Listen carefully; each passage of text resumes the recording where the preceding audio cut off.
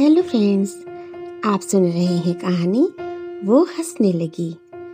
कहानी के पिछले भाग में आपने सुना कि फूलों का व्यवसाय करने वाले गोवर्धन की बेटी गुन्नो जब रोती है तो उसकी आंखों से आंसुओं की बजाय फूल गिरते हैं। गुन्नो की सौतेली माँ सरिता फूलों के लालच में गुन्नो को रुलाती रहती है। बड़े होने पर गुन्नो फैसला करती है कि रोज रोज मार खाने से अच्छा है कि पहाड़ी पर से कूदकर एक ही बार में मर जाऊं। लेकिन गुन्नू के पिता के व्यवसाय में मदद करने वाले देवांश ने ऐन वक्त पर पहुंचकर गुन्नू को बचा लिया। इसके बाद गुन्नू और देवांश की दोस्ती हो गई और फिर दोस्ती प्यार में बदल गई। अब आगे क्या होगा, सुनिए आज की श्रेष्ठ कहानी में। देखते ही देखते 2-3 साल और बीत गए। देवांश ने ग्रेजुएशन कंप्लीट कर लिया और कंप्यूटर कोर्स करके शहर में एक जौहरी की दुकान में हिसाब किताब रखने का काम करने लगा। देवांश ने गोवर्धन के यहाँ काम छोड़ दिया था, लेकिन वो और गुन्नू अक्सर मिलते थे। धीरे धीरे गुन्नू और देवांश की दोस्ती प्यार में बदल चुकी थी। गुन्नू का भी ग्रेजुएशन कंप्लीट होने वाला था। एक दिन गुन्नू और देवांश बातें कर रहे थे, तभी किसी बात पर गुन्नू खिलखिलाकर हंस दी और उसके मुंह से बेशकीमती रत्न झरने लगे। ये देखकर गुन्नू और देवांश हैरान रह गए।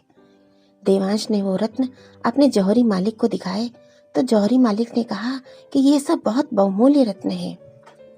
देवांश ने गुन्नू को भी ये बात बता दी, मगर गुन्नू ने ये बात सरिता और गोवर्धन को नहीं बताई।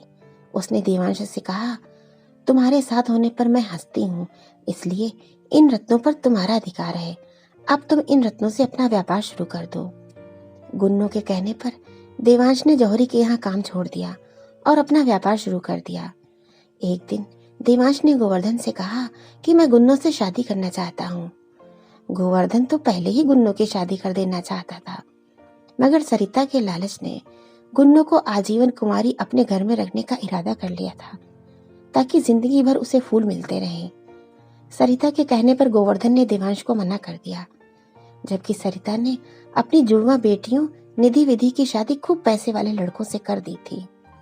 जब गोवर्धन ने मना कर दिया तो देवांश अपने माता पिता को लेकर गांव के मुखिया से मिला और उनसे अपनी और गुन्नू की शादी कराने में सहायता मांगी। मुखिया जी को गुन्नू और देवांश के विवाह में कोई आपत्ति न थी। मुखिया जी ने गांव के कुछ अन्य गणमान्य व्यक्तियों को लेकर गोवर्धन से गुन्नू और देवांश की शादी करने के लिए कहा, मगर सरिता के दबाव में आकर गोवर्धन ने देवांश का रिश्ता लेकर आए लोगों से हाथ जोड़कर मना कर दिया। गुन्नू और देवांश एक दूसरे को अपना जीवन साथी बनाने का प्रण कर चुके थे। एक दिन देवांश और गुन्नू ने गांव के बाहर ऊंची पहाड़ी पर स्थित तुरंता देवी मंदिर में जाकर शादी कर ली। ये तुरंता देवी गांव वालों ने ही स्थापित की थी। कहते हैं 1 शताब्दी पूर्व इस गांव में बरसात नहीं हुई, सूखा पड़ गया, हरी भरी घाटी पीली पड़ गई। तब इस गांव में रहने वाले एक मूर्तिकार ने पत्थर की एक मूर्ति बनाई और सब गांव वालों ने मिलकर उस मूर्ति की पूरी श्रद्धा भाव से पूजा कर बरसात होने की प्रार्थना की। उसी दिन उस घाटी में झमाझम बारिश शुरू हो गई। जीवन फिर से खुशहाल हो गया। गांव वालों ने उस मूर्ति को ऊंची पहाड़ी पर एक मंदिर बनवाकर उसमें प्रतिष्ठित कर दिया। उन देवी ने गांव वालों की प्रार्थना को तुरंत सुन लिया था, इसलिए वो तुरंता देवी के नाम से प्रसिद्ध हो गई। उन्हीं तुरंता देवी की कृपा से गांव में टिड्डी दल ने पीछा छोड़ा था। शादी के बाद अपने पति देवांश के साथ गुन्नू अपने माता पिता यानी सरिता और गोवर्धन का आशीर्वाद लेने गई, तो सरिता ने बहुत सी दिल दुखाने वाली बातें गुन्नू से कही, जिसको सुनकर गुन्नू रोने लगी। सरिता को यह देखकर आश्चर्य हुआ कि गुन्नू के रोने पर उसकी आंखों से फूल नहीं बल्कि सामान्य से आंसू गिर रहे हैं। सरिता के मुंह से निकल पड़ा, अरे गुन्नू, तुम्हारे रोने से तो तुम्हारी आंखों से फूल झरते थे, मगर अब आंसू गिर रहे हैं। देवांश ने कहा, हाँ, वो इसलिए क्योंकि मैंने अभी अभी तुरंता देवी से प्रार्थना की थी कि अब गुन्नू के रोने पर उसकी आंखों से फूल झरना बंद हो जाए। ओहो, सरिता को यह सुनकर बड़ा अफसोस लगा। फिर उसने मुंह टेढ़ा करके गुन्नू से कहा, अब तुम मेरे किसी काम की नहीं रह गई, चली जाओ यहाँ से। मैं जा ही रही हूँ, अभी तो मैं सिर्फ आप लोगों का आशीर्वाद लेने आई थी। मेरे ससुराल वाले मुझे बहुत प्यार करते हैं। ये कहकर गुन्नू खिलखिलाकर हंसती। गुन्नू के हंसते ही उसके मुंह से मूल्यवान रत्न गिरने लगे। ये देखकर सरिता हक्की बक्की रह गई। वो जल्दी जल्दी रत्नों को अपने पल्लू में समेटने लगी और फिर बड़े प्यार से बोली, ये क्या चमत्कार है गुन्नू।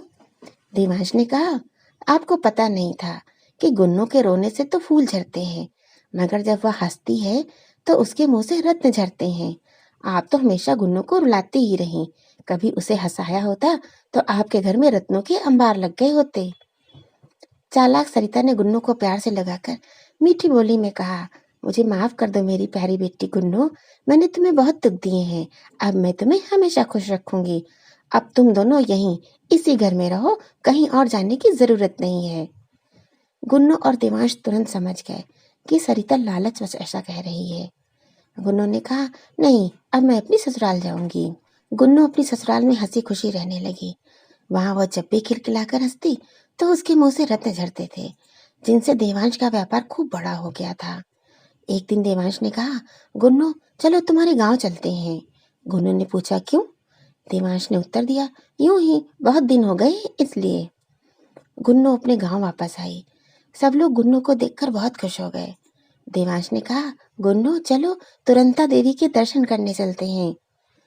गुन्नू और देवांश ने तुरंता देवी के दर्शन किए और फिर वापस अपने घर आ गए। एक दिन गुन्नू और देवांश बातें कर रहे थे, तभी किसी बात पर गुन्नू खिलखिलाकर हंसती, मगर गुन्नू हैरान हो गई थी कि खिलखिलाकर हंसने के बाद हमेशा की तरह उसके मुंह से रत्न नहीं झरे थे। उसने देवांश की तरफ देखा। देवांश मुस्कुरा रहा था।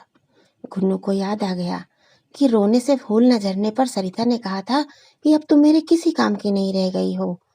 हंसने के बाद रत्न न झरने पर क्या देवांश भी मुझसे नाता तोड़ लेगा? ये सोचते ही गुन्नू रोने लगी और कहने लगी, देवांश तुम कभी मेरा साथ नहीं छोड़ना। यह सुनकर देवांश ने कहा, ऐसा क्यों सोचती हो कि अब मैं तुम्हारा साथ छोड़ दूंगा? तब गुन्नू ने बताया, मेरे हंसने पर रत्न नहीं झरे हैं, इसलिए अब मैं तुम्हारे किसी काम की नहीं रही। देवांश ने कहा, गुन्नू मैं तुम्हें इसलिए प्यार नहीं करता था क्योंकि तुम्हारे हंसने पर रत्न झरते थे। वैसे एक राज की बात बताऊं गुन्नू? राज की बात? वो क्या? गुन्नू ने पूछा। देवांश ने बताया, हम लोग उस दिन तुम्हारे गांव में तुरंता देवी के मंदिर गए थे।